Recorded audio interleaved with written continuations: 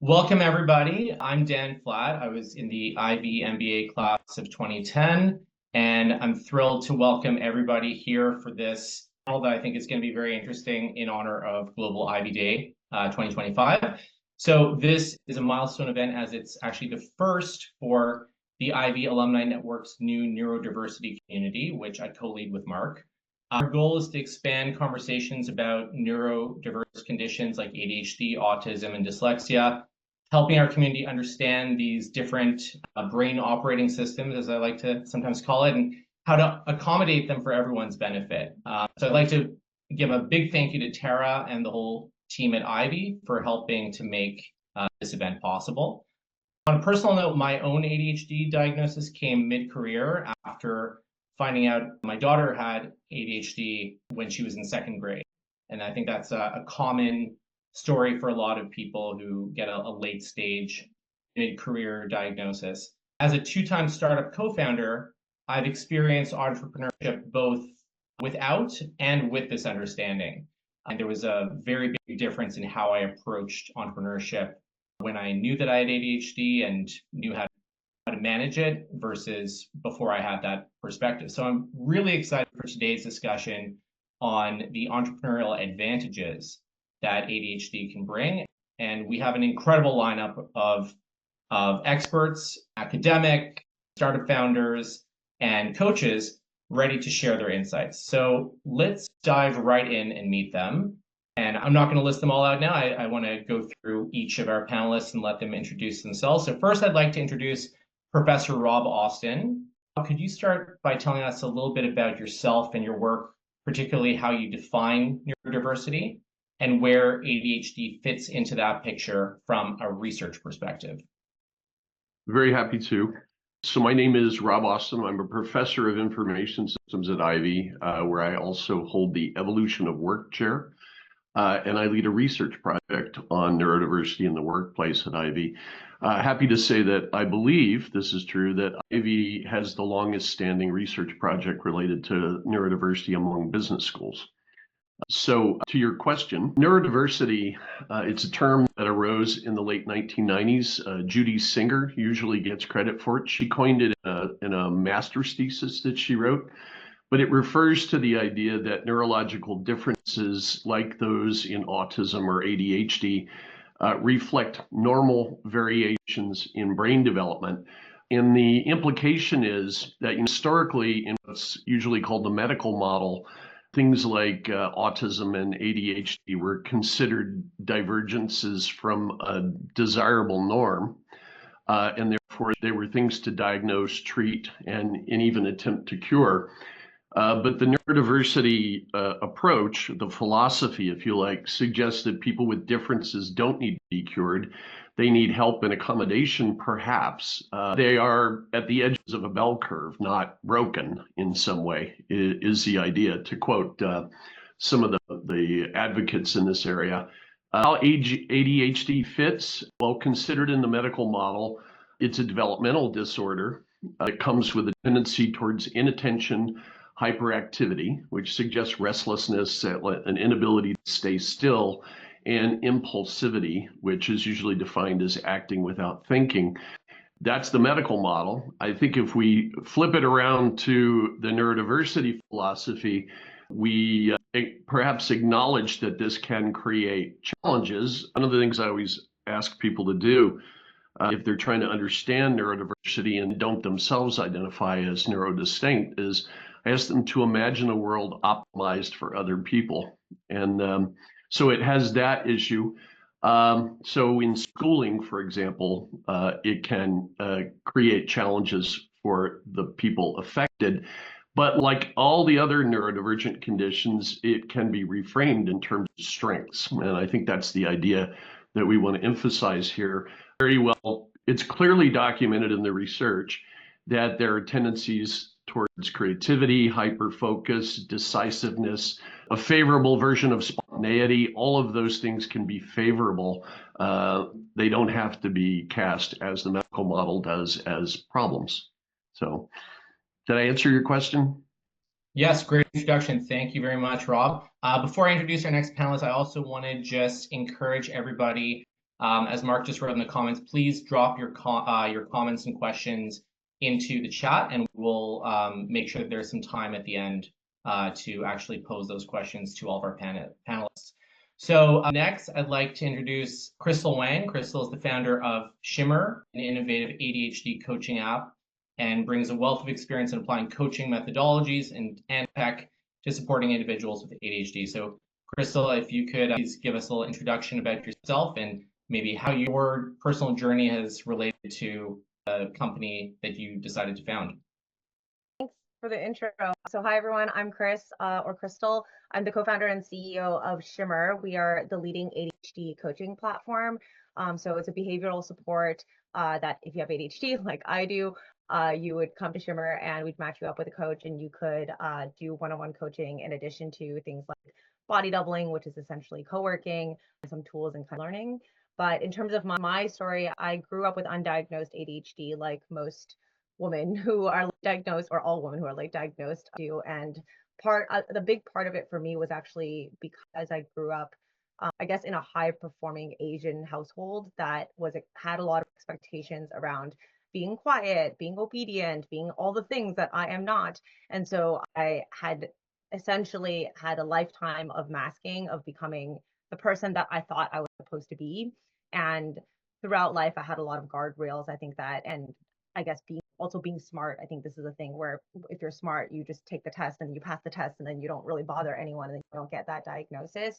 And so when I finally, a few years ago, of HBA 2015, a few years ago, I had started a company, a startup, and I realized for the first time in my life, not only did I have to have executive functioning and structure for myself, but I had to do it for a bunch of other people as well. And that was kind of the tipping point for me, where everything started going downhill, and was what prompted me to essentially get my ADHD diagnosis.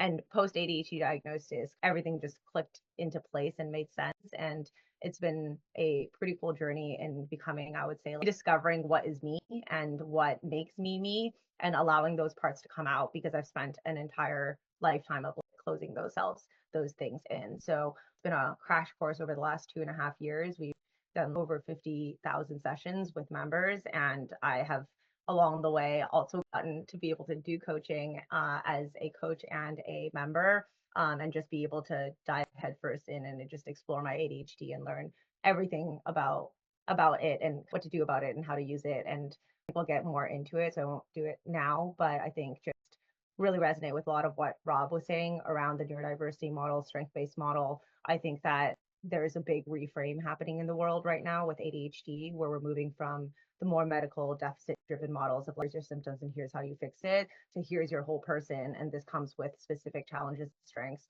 And what is the way that we work with you to be able to uncover those things and build a life that you love? But also, how do you change your environment? Because I think we put a lot of pressure on ourselves to be able to change things within ourselves, when there's actually so many solutions outside of ourselves that we can systemize and change on a system level. So I think we'll get into it, but that's kind of the super high level late DX. Dove headfirst into just making ADHD my hyperfocus and build a company around it. Amazing. Thank you so much, Chris. Next, I'd like to introduce Elan Marko. So Elan is the founder of Deep Work Sprints, an accelerator specifically designed for entrepreneurs with ADHD. Elan, welcome. Can you tell us a little bit about yourself and your work? Yeah, so it's funny because as I hear Chris's story, I hear a lot of actually myself in the story. It might be that way for those that do have ADHD. So where do I even begin? So Deep Work Sprints, it's a coaching company for entrepreneurs with ADHD. I actually got diagnosed with ADHD in COVID times, which there's been a huge spike in diagnosis during that time. And there's lots of reasons underlying that, including everybody's lives and habits and rituals completely changing. And so that in many ways was like a life before, life after moment, being able to all of a sudden connect the dots looking backwards of, oh, wow, that's why I was acting this way, or these behaviors or these struggles. And this is why I was doing so well in these other areas. And it's just interesting because I had an inclination that I had ADHD when I was in Ivy, and a roommate of mine had suggested, hey, I think based on what you're telling me, I think you have it. And unfortunately, at the time, I didn't get good advice when I sought support, so I just put it aside. And so a lot of people that I think don't go for a later diagnosis, they think, what's the point? I've gone this far. But what I've come to learn, and even in the ADHD entrepreneur research studies I've done, in fact, for those that do get diagnosis like myself, 100% of the people I've spoken to have found it very useful. I'm not saying everybody needs to get a formal diagnosis, but it is helpful in just understanding ourselves. And I actually want to also echo the point Chris said around our environment, which plays a huge factor and role in our way that we respond to our environment. I think that's one of the most interesting things for us as humans, is to find what is our nature and what is the environment that will actually help us blossom in ways that are beautiful and helpful to the world and to the companies we work with and the people around us. Thank you so much, Elan. And last but certainly not least, I'd like to introduce my good friend Kristine Beese. Kristine is the founder of the Fintech app Untangle Money. And for a lot of people with ADHD, while not explicitly an ADHD app, she's definitely tackling something that a lot of people with ADHD struggle with throughout their lives. So would love to hear your story and how your experience with ADHD led you to start Untangle Money. Thanks, Dan. I was also a late diagnosis. I think when I heard the term masking, it was something that really resonated with me. As Chris mentioned, and I was with a high performance background. I was a national athlete, and I think that I had a very loose schedule at school. I had this sort of ability to attend when I wanted to attend class and not attend beyond what my parents realized I was doing for the sport. And so I was able to really get a lot of dopamine probably from skating, and then also I was able to manage it. And it wasn't until COVID when I found all of my supports and structures. And so maybe both to what Kristine and Elan was saying about your environment and how that was a disruptive period. And I felt like a lot of the things that I relied on were breaking down, and I wasn't able to manage the same way. And my son was diagnosed with it, and that was sort of what clued me into maybe it was something that I needed. When it comes to entrepreneurship, though, I think it is a much better fit for me, in the sense that Rob mentioned creativity and hyperfocus. Those are things that are great skills to have in entrepreneurship. And I also think there's an ability to look at things from a different point of view and kind of question, why do we do it this way? And so when you're building a fintech, fairly archaic, old industry, I felt like I was able to bring a lot of novel and unique thoughts. And when it comes to finance in particular for ADHD, I think one of the challenges can be impulsivity. And so into the app, we built something that really helped me, which is we break down what you make for every hour that you work. And then we subtract from that the taxes and deductions, your fixed costs, the amount of money you've decided to put towards retirement, and what's left over, we break down for every hour that you work. And what that enables you to do is you can take the after-tax price of something, divide it by that number. We do it for you in the app. And it says, you want to spend $100. Do you want to work 15 hours to purchase this item? And by reframing that in that manner, for some reason, my brain looks at that purchase very differently. It's almost like I hacked the dopamine effect, because I took it away from this impulsively quick decision into this slower hours-based decision, and that really helped. So one of the things I've learned since my diagnosis is that entrepreneurship is actually over-indexed with ADHD, and I think the strengths we naturally bring to this pursuit, it just helps. I find it a superpower in this capacity, and I think it's really helped, and I feel very comfortable here. Just do want to say, Chris, the executive functioning and doing that on behalf of others is still something that I think I will forever struggle with. But there's pros and cons, and the pros outweigh the cons in my case for sure.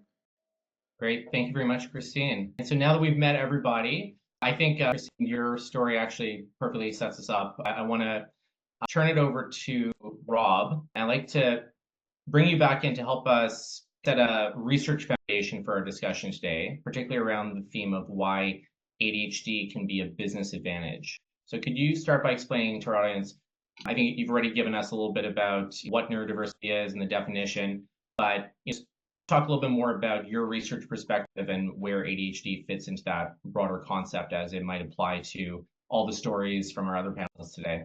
Sure. So I'll pick up on something Kristine just said, this being able to see things in a certain way. So the way that you, Kristine, described changing the frame on that app, it illustrates very nicely that one of the things that comes with neurodiversity is different ways of seeing. And this is actually in the companies that we've studied very important. One of my favorite quotes, and I'm not going to get it exactly right, it comes from Ginny Lay Fleury, who is the Chief Accessibility Officer at Microsoft. And she describes their neurodiversity hiring program in terms of, she said, we're going to be whatever products, whatever services, whatever websites we build, we're going to build things that work across the spectrum of being human. Right. And so they have a lot of examples of ways that seeing differently has helped create better products. We have a case that we developed with Microsoft about their program. And one of the people that they hired, the case is centered on, the protagonist. You'll all know what that means, being Ivy people.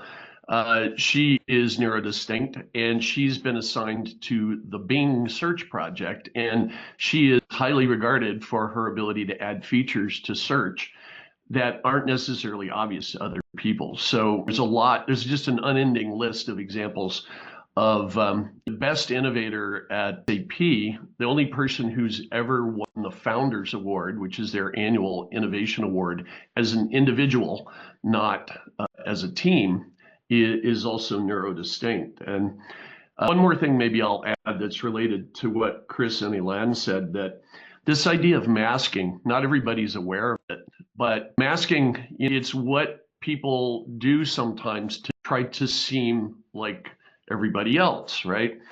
And the thing I would even suggest to people who are listening who don't necessarily identify as neurodistinct, but who lead organizations, is to realize that the effort that goes into masking and the effort that goes into it, these folks that are masking are doing a terrific job sometimes, right? Are usually, in fact, but they're putting a certain amount of their effort into masking, right? That effort that's going into masking could go into realizing organizational goals and objectives if we could design our organizations to be more neuro-inclusive.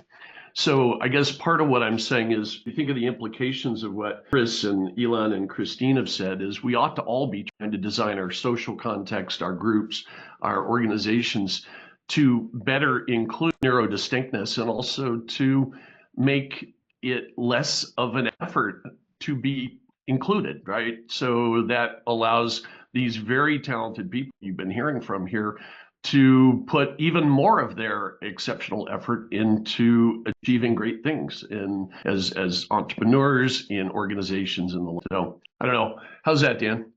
That it really reflects my own experience. As I said, like, I co-founded 2 startups. The first one not knowing that I had ADHD, and the second one going in with the full understanding of what I needed to do to manage my energy, and it was night and day. And speaking of the lived experience, I think that will take us to our next theme. So I think, as most people on our panel could probably attest, understanding and identifying ADHD in the first place isn't really a black and white medical checklist. It's very often based on lived experience where you find that clarity. So it's about recognizing patterns, understanding personal narratives, and those pivotal aha moments. So want to delve into those personal journeys a bit that have shaped our panelists' perspectives as entrepreneurs with ADHD. So to kick this off, let's go back to Elan. And you're doing some really fascinating work with deep work sprints.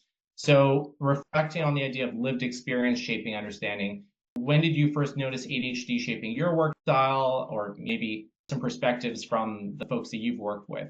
It's a good question. I would say I don't think my path to diagnosis was a little bit of a weird one. I actually had a business coach myself, and at one point you've been working together for 6 months. She goes to me, "Hey, Elan, do you have ADHD?" And I go, probably. And she's like, no, do you actually have ADHD? And I'm like, I probably do, but I don't know for sure. She sends me an article, and I read this article, and I'm just like, oh my God, reading my autobiography here. This is kind of nuts. So she goes, well, listen, if you have ADHD, because we keep coming up against this one thing over and over again, and we need to approach that differently. Now, so I noted that. I didn't fully take it in, but I was like, oh, something's here. And COVID hit. And when COVID hit, I was struggling even further. It was really hard for me. I'm super high energy, very passionate, very focused. I like getting a lot of things done in the day. All of a sudden, I was becoming ineffective. I didn't have social time, etc. I go talk to the doctor. I seek diagnosis. They send me to the psychiatrist. And anyways, go through the motions, and they're like, yep, definitely, you've got ADHD. Wonderful. I'm now mid-30s. So what do I do now? Right? I'm sort of left with this diagnosis with no manual, but all of a sudden, in true ADHD fashion, let me go into this rabbit hole. And so as I start reading the books through listening at a very high speed, or what I can process, and I start to realize, oh my God, I start replaying my past and all these things. And so that's why, to me, that diagnosis was kind of like a life before, life after moment, because all of a sudden I could understand myself much better. And it actually led me to do an ADHD study of entrepreneurs. And one of the fascinating things is, after I did that, the first study, which was about 35 research participants, I realized, oh my God, not only have for the past decade I've been working with entrepreneurs, I didn't realize all the things I'd been doing with all my clients, because guess what? 1/3 of entrepreneurs are diagnosed, 1/3 are self-identifying somewhat, and then 1/3 absolutely not. Well, it turns out most of my clients, they have ADHD or some version of it, or some characteristics and traits. And I had to find ways to get them to implement the things we were working on. And so I didn't realize how many assists and workarounds and alternatives, and why I was so obsessed about understanding the nature of the person, because I don't care about perfect plans. What I care about is, so how did we implement it? Are we getting it done and moving forward? So yeah, I've been absolutely obsessed with all this behavioral psychology things and whatnot, but I didn't realize why I had to have this obsession. It was for me personally to get things done well, and to get my clients to get to where we needed to get to for our outcomes. So anyways, I'll leave it at that, because there's a lot. I'm sure all of us have so much to add to this story. Let's go over to Chris next. What was your aha moment? So I think, like I said, in the first time, I think my aha moment was when I started becoming an entrepreneur and needed to create these guardrails for other people. Because I told that story already, I think that just sparked in my mind, and I think that this might resonate with people. But there's this stat that, if you're deep in the ADHD world, you hear it over and over again, but it still impacts me every time. And it's that by the age of 10, people with ADHD hear 20,000 more negative messages than their non-ADHD peers. And that just boggled my mind, because it just hit me in the heart, because my entire childhood was just like people telling me to sit down, to be quiet, to stop being so loud, to sit on your hands, to put my desk in the other corner. And so I always thought, I didn't think too much of it. I was just like, oh, I'm just a bad kid, and I'm just bad at school. I'm bad at doing all the things that the adults expect me to do. And I just really internalized it like that. And I think that one other aha moment, it's not really my diagnosis moment, but I think post-diagnosis, was actually realizing that all of those things that I was doing, if somebody had just came up to me and was like, hey, you are really energetic, let's think about maybe you can join this club and you can be really good at it, and just take one of those things that was viewed as negative and really figure out how I could harness it, I would have had such a different identity in my brain of not being a bad kid. And I think that when you have the identity of being a bad kid in your brain, your entire how you grow up and the decisions you make and the opportunities that you think you deserve are so different than if you think that you're that good kid who deserves all the opportunities and deserves all the praise. So I just wanted to share that, because I think that in the ADHD now, our community has thousands of people, and I hear different versions of this every single day. And it's just so heartbreaking to me that so much time was lost for each one of us feeling like we were bad kids when we were really just doing things that now, for most of us who are harnessing our strengths, they really are what, I know we're going to get into this, but they're what drives what makes us special. I'm a talker and I talk all day for a living now. And before they were telling me to shut up, and now it's my superpower that I've been able to harness. So I think that it's just such an important message along with all, like, people who are raising kids, people who are now growing up with ADHD, people who are realizing they have ADHD. So I just wanted to cover that as a lot of aha moments along this journey. Thank you, Chris. One of the things that makes my job easier as a moderator is that I know that everybody on this panel loves to talk, and it's a strength. So that I'll turn over to Kristine. Chris was talking about the experience of growing up and getting negative reinforcement. I had a front row seat as we had some conversations when you were figuring out that you had ADHD, and I know that one of the things that we both had in common was that we were parenting kids with ADHD as we found out about ourselves. So we'd love to hear your story a little bit in a bit more detail. Give a little content. I had seen a post of Dan's where he had talked about his ADHD diagnosis, and I knew Dan from school, and so I reached out, and Dan was very generous in helping me navigate both the diagnosis process and then implementing some strategies on the other end. And one of the things that as a parent was really challenging is a lot of the strategies and tactics I used were really easy to do when you're young. And so what I mean by that is doing things at the last minute. Well, that was okay because I had energy. And so if I was up all night completing something, that was fine. Nobody was relying on me the next morning. As a parent, lack of sleep doesn't make me my best parenting self. And recognizing myself in my children as well was, to Chris's point, not heartbreaking, but just understanding how the world works and how sometimes you don't feel like you fit in it, and knowing that that might be an aspect of their future, and how can we work on really building up their internal confidence, self-worth, because similarly I internalized a lot of that. I always said I was successful in spite of myself, and I always caveat all my achievements because I'm always scared they were just a fluke, right? I brought it together the last minute for this one, and then I'm just terrified about what version of myself is going to show up the next day. Parenting, entrepreneurship, professionalism, and I think on the outside it probably looked fairly calm and largely unnoticed because I kept succeeding. But on the inside, there's always this panic and fear and imposter syndrome, but for a completely different reason. And so having the strategies that work and knowing that I'm ADHD, and then that allows you to find things that work for you. So I know Chris and Elan probably have done a lot of that heavy lifting, and people can really benefit from their work. But having not done that without the awareness of support, you're terrified that people are going to see behind the curtain. And as a parent, one, you feel for your kids, and two, you don't want to fail them. And I think parenting requires a lot of slow, deliberate, consistent effort. And that, as an ADHD person, maybe isn't a strength. So figuring out ways to make sure that you're showing up as your best self for them is really a driver of why I wanted to get diagnosed and get help. Because I think up until that point, I didn't know that there was a different way. If that makes sense. Like, I knew it was fancy, it felt crappy, but I didn't know it could be different. And then COVID came. I had 3 beautiful kids, and I didn't want to do that to them every day in and day out. And so then it was no longer something that I could hide behind. It was something that I really wanted to be on top of and do better. And my experience so far has been that it's been largely successful. So it was a gift to get diagnosed, and I strongly encourage anyone who's struggling to do so if they think it will help them.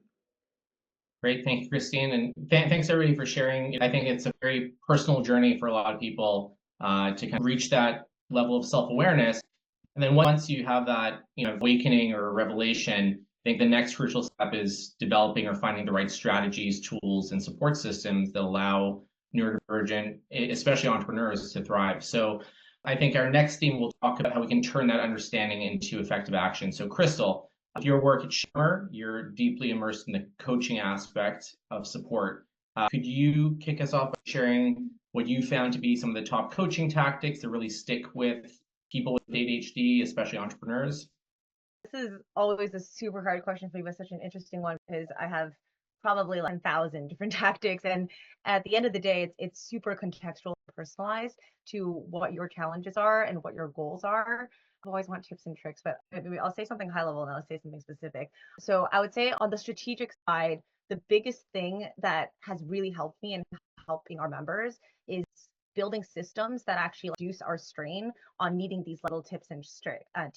So that might look like building your life or building routines and connecting your brain and using different sort of psychological concepts to be able to help you rely less on willpower, on discipline, on executive function, on all those things that are really hard for us. And I think that was a big reframe for me and a lot of our members, because members will come into Shimmer and say, oh, like, I want to be more productive. I want to be better at managing time. I want to be like, and they're just saying all these things that they want to be better at and they want to practice more. And there's this reframe of like, you really want to be better at them, or do you want a better life? And maybe there's a different way where you can rely on less on those things instead of trying to practice to be like, we're never going to become the best time managers in the world, which is not. So having that acceptance and then finding other ways to be able to build towards the end goal instead of just getting better at this specific input, I would say is probably the most important thing. If we want to get like tactics, I think the best way I think about this is first trying to figure out like what ADHD motivators are strongest for you. So there's a process around that. But I personally, for me, accountability is the biggest one. And then after that is novelty. So for accountability, for me, if I were to just share one tactic that it really works for me, it doesn't necessarily have to work for everyone else, but it's body doubling. Body doubling is basically co-working with other people, but you can also just like FaceTime a friend and have a call while you're doing your laundry. It doesn't have to be that deep. And it is insane how much work you can get done when there's the presence of other people, when you perceive that you're being seen and looked at, and especially when you do it with other ADHDers. I do it every single day within our app, but when you do it with other ADHDers, there's this shared understanding that you're working on something that is hard for you that maybe wouldn't be hard for a non-ADHD person. And so that you also get that kind of community, which is another motivator for a lot of folks, which I have all the motivators, but it's hard to prioritize. But for me, it's the novelty and accountability. So I would definitely put body doubling as a top tactic, but there are, I don't know, infinite tactics that you can use. And I think it really is, the work is figuring out where are you trying to go and what does your dream life look like, and then finding the most efficient path there, which generally isn't fixing all your deficits or picking up all the tips and tricks in the world and trying to implement it all, which is they're trying to do that. Thank you. I think the body doubling has become, was something that I found was really important during COVID when everybody's working from home and in a remote work culture where you don't have the energy of other people in the office with you. Elan, you're also in the coaching space, so I would love to hear what you can build on what Chris shared. First of all, body doubling, yes, if you haven't tried it, there's so many different platforms, so many ways to do it, but it works. It just so happens that if you are in a room physically or virtually with another person, you can focus for longer if you have ADHD. If you don't have ADHD and you're watching this and you want to help someone with ADHD, offer yourself to work with this person on something that they've been putting off or avoiding. I want to circle back. Chris said something that was actually really key to the work I do with entrepreneurs with ADHD, which is everyone is wired differently. It's kind of like there's a million flavors of our ice cream. So we want to bucket people into they have ADHD. Well, it turns out those with ADHD are also very different. And what motivates them or doesn't motivate them is very different, life experiences, etc. So part of what I find really helpful is so the one part is like clarity. What actually understanding what is it that you're going after, what's your goal, and what are the obstacles. And this is the hard part is being honest about what are the challenges that are happening, the obstacles. But once you actually have clarity of like, oh, here's the destination, here's what's in the way of me personally, that's where, yeah, at least in our coaching, we can start to devise the roadmap too. So procrastination, perfectionism, decision analysis paralysis, sleep hygiene, all these other things that are sort of getting in the way, we'll normally do in our intake assessment and figure out this is exactly what's happening and here's how we prioritize these challenges. And now we need to actually tackle them. And so I'd love to offer people of like, this is the order with which you should tackle it, except that when it comes to ADHDers, they sort of have to be in the driver's seat, and it's got to be a bit of a choose your own adventure of what they're wanting to make change. This is like anybody, the thing that you want to make change in and put effort in. That's the one you're going to focus on and actually make changes to. And I think this isn't a tactic per se, but one of the hardest things is trying something. So someone will be inspired. They're going to try this. I got a new notebook. I'm so inspired to use this notebook. Well, guess what? It's probably going to be like, how many notebooks for an ADHD are lost and thrown away, or some other planner or some new app? And so they're looking for this like perfect system. And I guess what I want to do is lower the bar. There actually isn't perfect systems. What there are, there's systems that you're going to find that are going to work better, and they're going to work better right now. Most likely, most people stop when they find a system that doesn't work. And I think what works well when you're working with a coach or a friend, when you keep working on something, as if you stay committed to it, you will find something that will work. And most likely you'll find something that works for now. And at some point in the future, life's going to change. A pandemic's going to hit. Something, your schedule's going to change. You're going to go on vacation. All of a sudden, everything's different with new rituals. You have a kid, right? All of a sudden, everything changes in your life. And now guess what? You need to come up with a new system. So I know that's not so specific, but what I'll say is everybody is extremely oddly specific.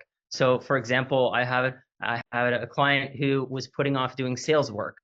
And so you ask him, some simple questions we ask as coaches. When was it easy for you in the past? When do you like doing these things? And so he tells me he really loves making sales calls while he's on the road driving. This is interesting. Haven't heard that before. Could we come up with a campaign where actually you're on the road when you make your sales call? Sure enough, he's like, you know what? I'm going to do a 48-hour road trip. And he comes back 48 hours. His wife's like, I can't believe you left me with the kids here for 48 hours to go on this road trip to make sales. And he's like, honey, I came back with like $40,000 in new business, and then another like 100,000 over the several months later. So these very oddly specific thing, a road trip for 48 hours, assisted by his assistant, who's going to line up all his phone calls. So all he's got to do is like the call and drive.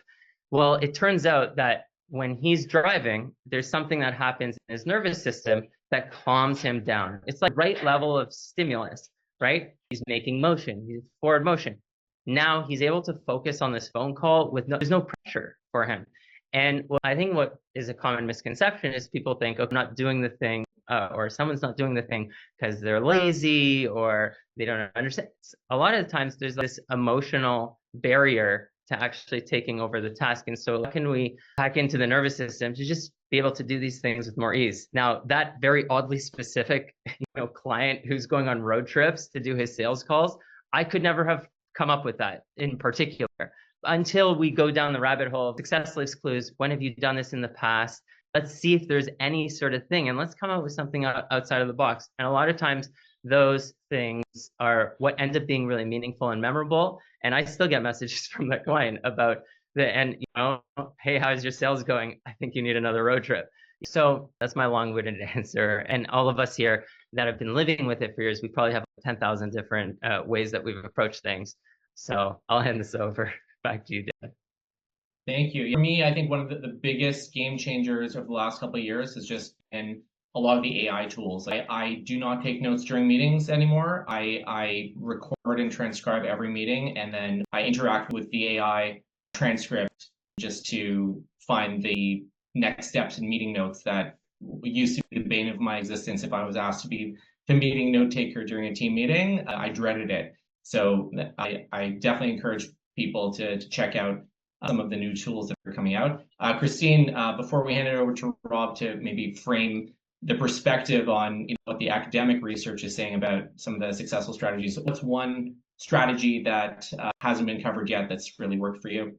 If it's okay, I'm going to do a finance strategy just because I think it's one of the things that it's very related to ADHD, but also is applicable to our app. When you have ADHD, you lean sometimes, or at least I do, and a lot of people do, lean towards impulsivity.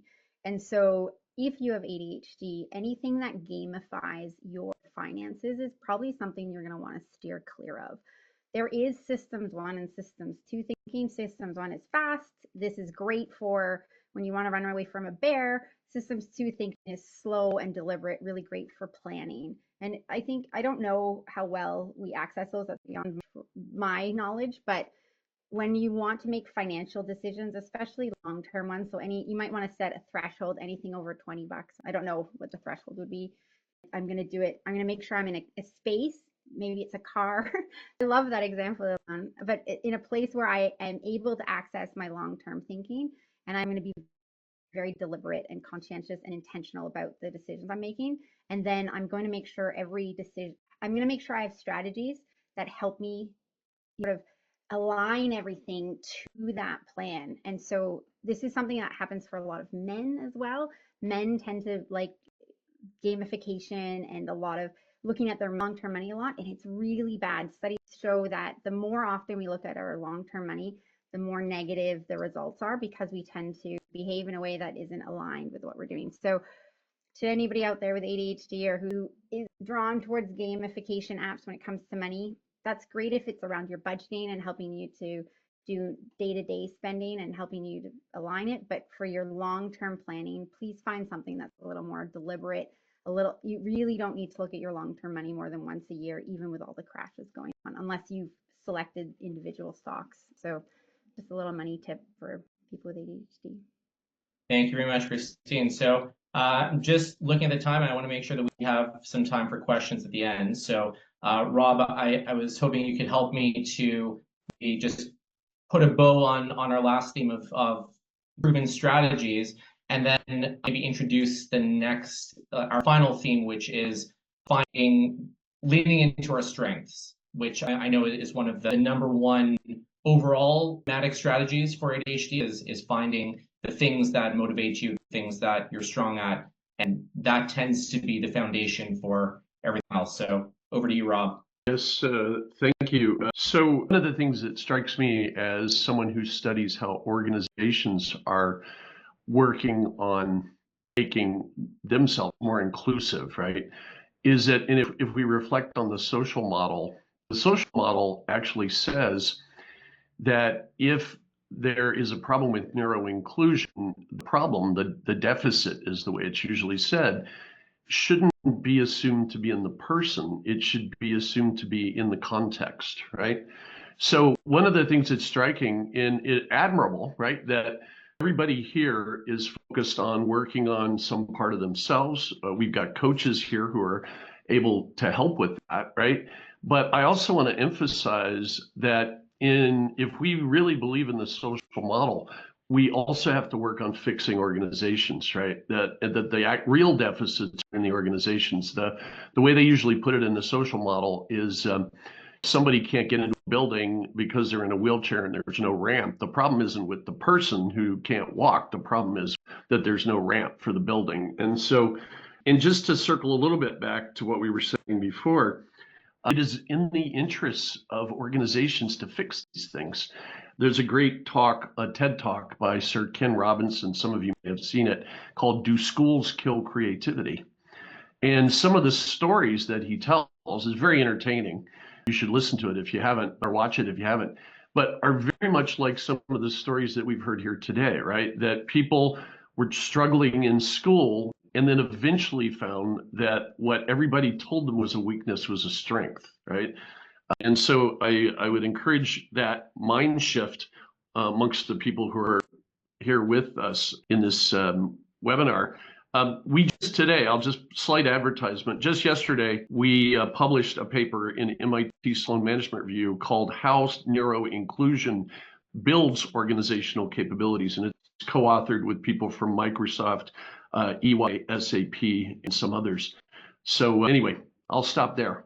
Great. So just continuing the theme of leaning into strengths, I think why don't we, before we open up to audience questions, why don't we quickly go through all of our panelists, just seeing where an ADHD associated trait could become strength or a superpower in whatever it is that you're building. So why don't we start with Elan? You asking about personally or just what we've noticed? Whatever you think is a better story to tell. I think what's interesting, I guess, from one of the research studies, one of the key insights was around this gas pedal versus a brake pedal. So the gassing system, so people listening to their ideas, their intuition, and in other words, impulses, of thoughts and going for it. And so what was an interesting distinction is that the ones that were more successful as entrepreneurs, maybe serial entrepreneurs or multimillionaire entrepreneurs, they were actually had this right level of impulsivity of like going for it.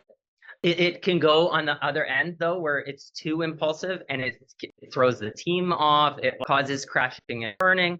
So there's this sort of like right level of listening to that intuition and impulse. That's good, especially when it comes towards building the business. And the flip side of that with the braking, what I would say like more of like braking system. So it's interesting because as much as impulsivity is one of the characteristic traits, the opposite of that is this like braking system.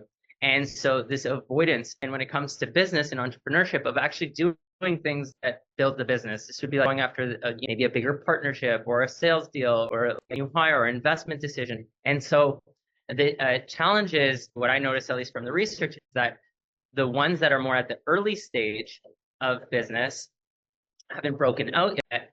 There is more of the brake pedal that's hindering them to overthink some things, to not take the risks. So I know that the typical conception of the ADHD entrepreneur is actually high impulsivity.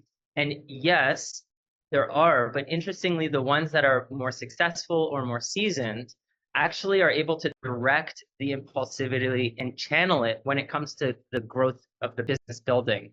And so that becomes one of the skills and traits that are worth cultivating, is that like right level of gas pedal and listening to those ideas, but not going too far, that like going in a million directions and you're really starting too many things, not finishing them. And the other one, not like overusing that gas pedal, so to say, the brake pedal, and sort of being stuck, taking too long to make a decision or move forward on a thing.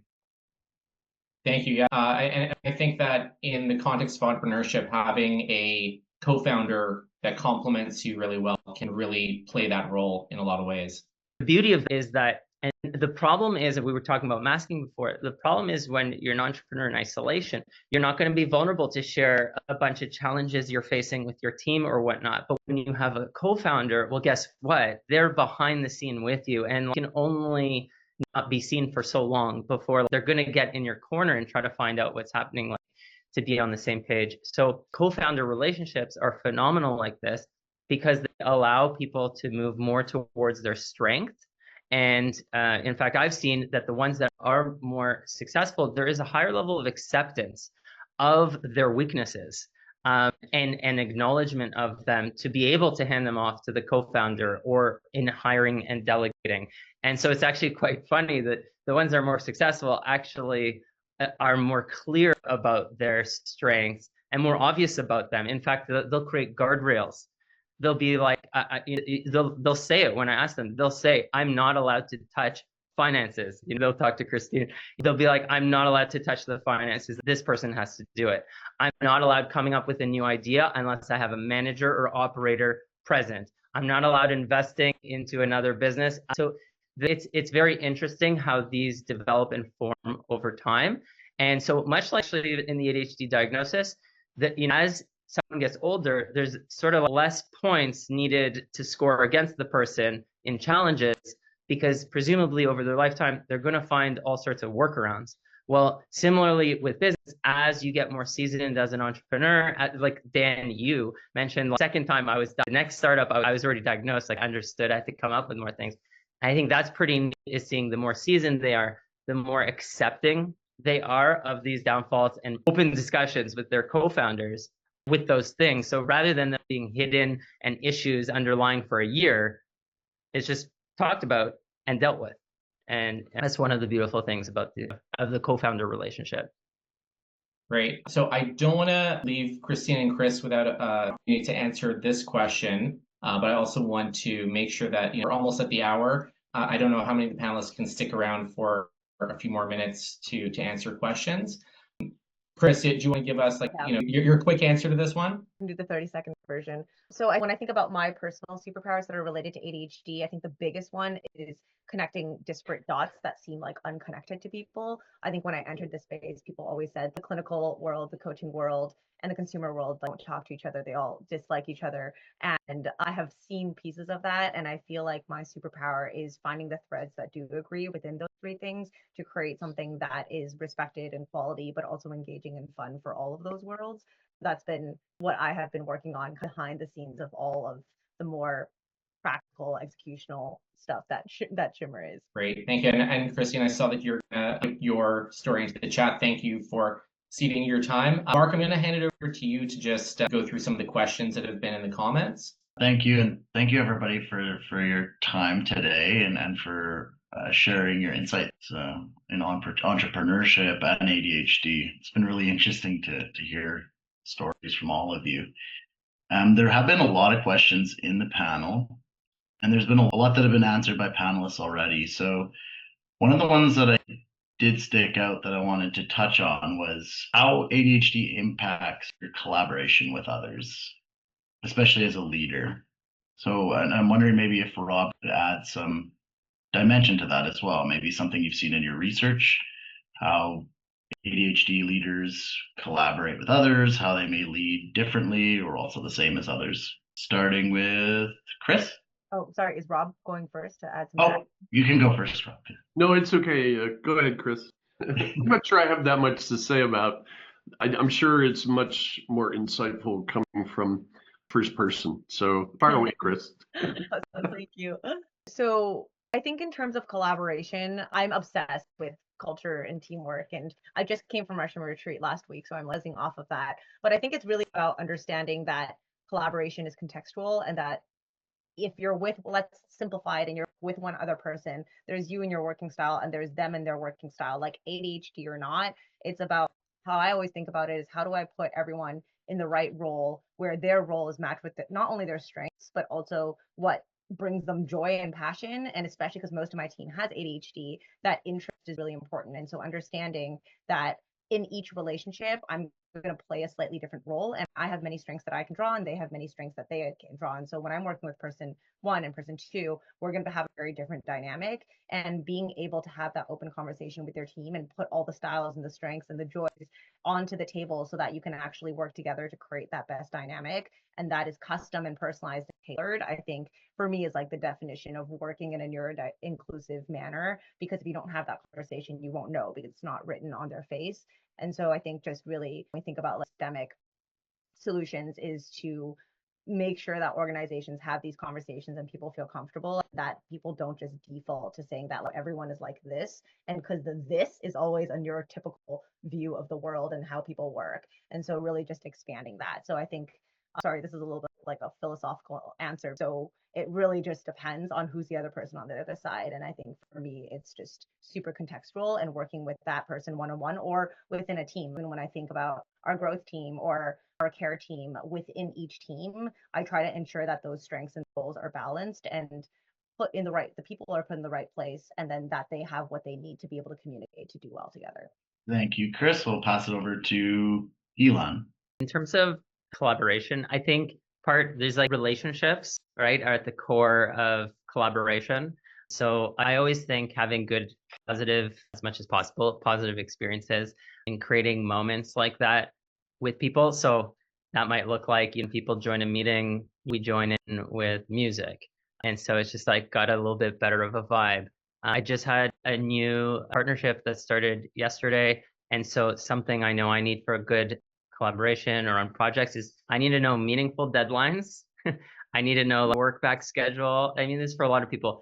And I need like almost like mini performance deadlines in advance so that we know we're like prepped and we don't hit the line. Because if I don't have that in place, I don't have some co-working time along the map, I don't have confidence that we're going to get to the end without some level of crunch and possibly burnout. We'll hit it at the end, but I've sort of hit that crash and burn enough times to know we need many performance deadlines. We need to collaborate earlier rather than later.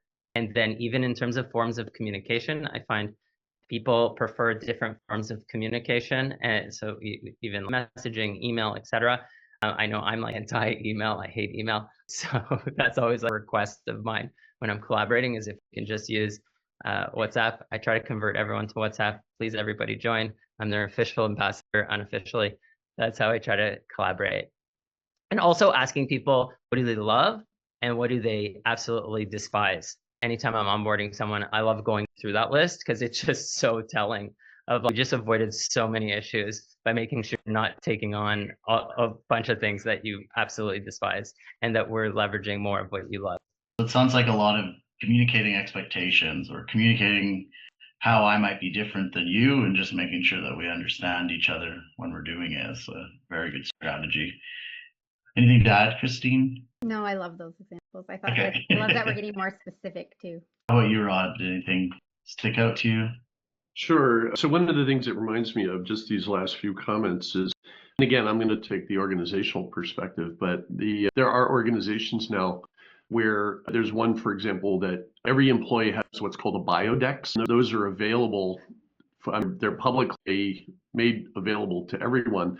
And what they do is they list things that you like and things that you don't like, right? So like Elan, you could say use WhatsApp to contact me in your biodex, right? And then everybody is expected to know when they communicate with other people, when they interact, when they collaborate, they're supposed to have consulted the biodex at least to some degree, and it says things about like frequency of feedback that you like, how you like to receive negative feedback, when you like to receive it, all sorts of things that have to do with how people interact and how people might be different in their preferences for interaction.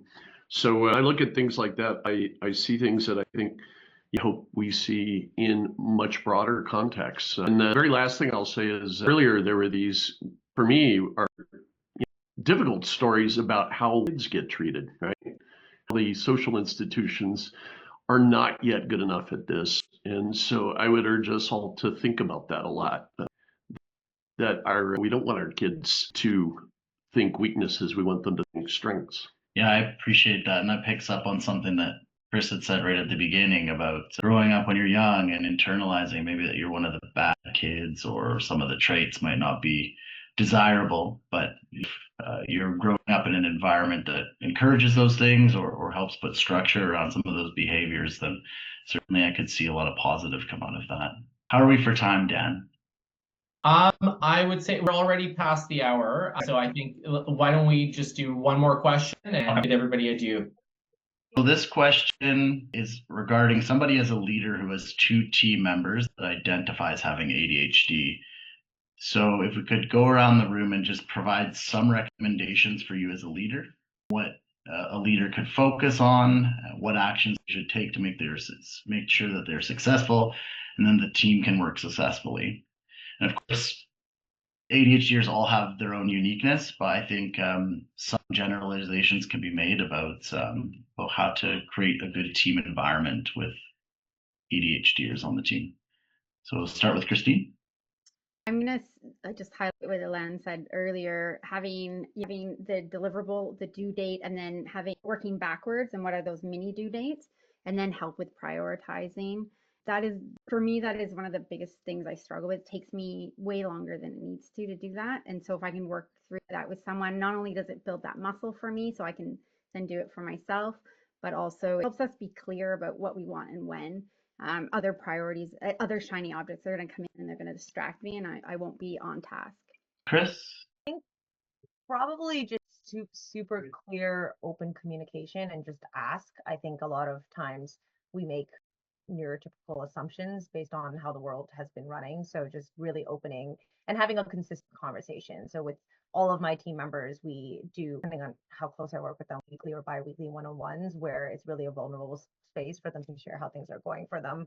And I think it's so critical. It can't just be kind of when something is going wrong to have that conversation or when performance reviews are up, because then the space isn't really safe for them and they're feeling anxious. So creating, however that looks for you, but creating that space and that consistent space. And I'll also drop a resource that we created for ADHD for employers and managers in there if you want to check that out. Elan? Yeah, so it's interesting. I don't normally work with, say, employee or leaders within an org. Normally I'm working with an entrepreneur itself or an executive.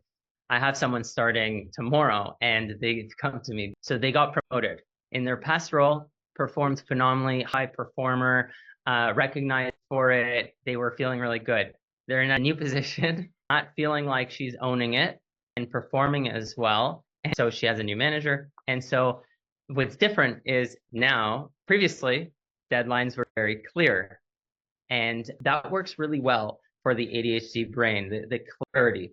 Where things fall off a lot is ambiguity. Ambiguity leads to this like cycle of ambiguities. Like things ambiguous, it leads to anxiety or a feeling, and that feeling leads to avoidance. We don't want that from staff members. We don't want them avoiding things. We don't want them feeling bad about or anxious around these things. We want them to perform really well. So if there was one thing is make sure there's as little ambiguity as possible and there's actually clarity for people. And part of that can be, so your current manager believes they're doing a favor by giving really loose deadlines and moving things around a lot. But in reality, it's actually really messing with this person's innate notification system that lets them know this is important. I need to do this right now. And I want to take this on and perform. For most ADHDers, they're very performance driven. Put them in a performance opportunity and they'll really show up and shine. So if you can sort of design their structure, their role, etc., having them learn more about what makes them work well.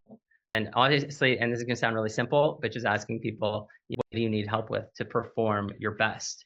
And hopefully that opens up the dialogue. And I think a really clear part of this is judgment, because as Chris was talking about earlier, ADHDers have heard 20,000 more negative comments by the time they reach age 10.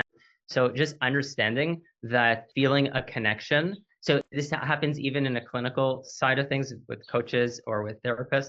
The ones that don't feel like they're actually, the person cares about them, those are the ones that don't work well. So if you're a leader, show them that you care, ask not judgmentally, and ask how you can help support them. And I think if there's an open dialogue, they're gonna hopefully be able to advocate for themselves and ask for what they need support around. Love those. And so, Rob, maybe just a final message from you.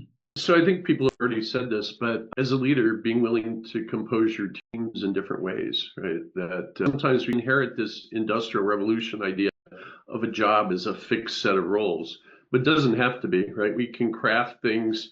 We can have teams where somebody's deficit makes up for somebody's offset, somebody else's strength, or vice versa, rather. Somebody else said clarity of communicating expectations, always important in general, but especially important, I think, in the case of neurodistinct people.